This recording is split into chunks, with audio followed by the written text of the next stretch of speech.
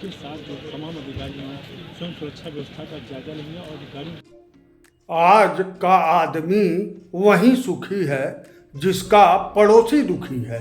यह बनारस के एक कवि ने कहा था। आज यह चीज सत्य प्रतीत हो रही है।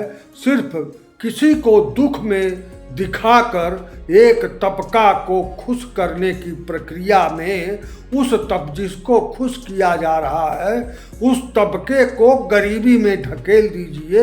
यही चल रहा है और यह सफल फार्मूला चल रहा है और यह हमेशा सफल ही रहेगा, क्योंकि आज का आदमी वही सुखी है जिसका पड़ोसी दुखी है।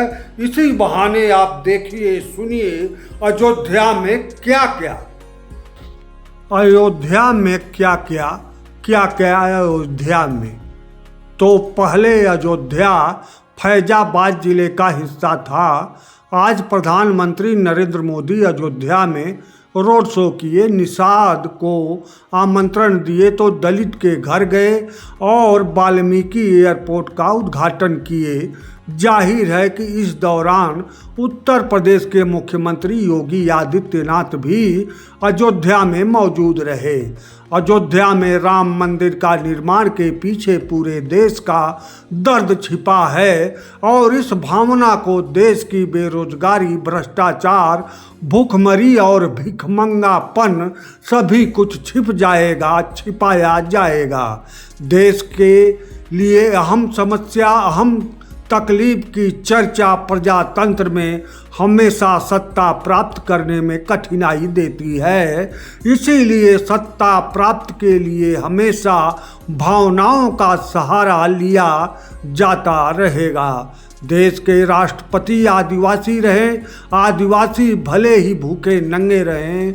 देश का प्रधानमंत्री पिछड़ा वर्ग से रहे, जाति का बनिया रहे, भले ही देश का पिछड़ा रोजी रोटी के लिए भटकता रहे। देश में पिछड़ा मुख्यमंत्री भी बनाया जाए, भले ही पिछड़ा यादव पंचर साइकिल लेकर, बाल्टा लेकर, फटी पैंट पहनकर जाड़े में संघर्ष करता रहे।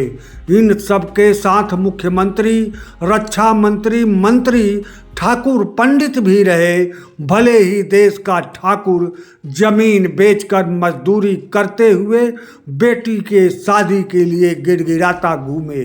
हिंदू के हर जाति में गरीबी की संख्या बढ़ती रहे और हम हिंदू खुश रहे, इसीलिए रहे कि मुसलमान दबे हैं और इन्हें नंबर 2 पर रखा जा रहा है।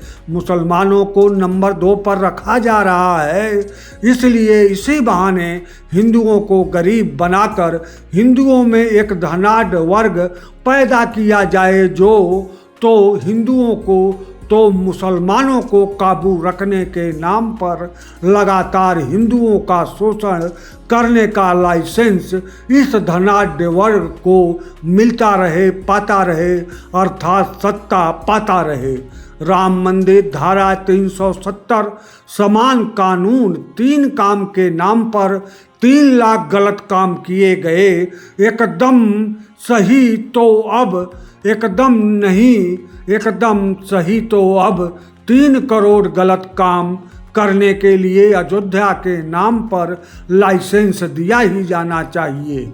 यह सोचना है या नहीं सोचना है, यह प्रश्न उठाना नहीं चाहिए, तभी राजनीति सफल है। आपको यह लगेगा कि यह मैं क्या कह रहा हूँ, लेकिन एक चीज़ जो उभर कर स्पष्ट दिखता है वह यह है कि मानव की कमजोरी को ही समाज की समूह की कमजोरी बनाया जा सकता है और अंत में चलते चलते यहीं की मशीन से ऊपर मानव है और मानव के आराध्य ईश्वर उससे ऊपर है, बाकी सब छलावा है।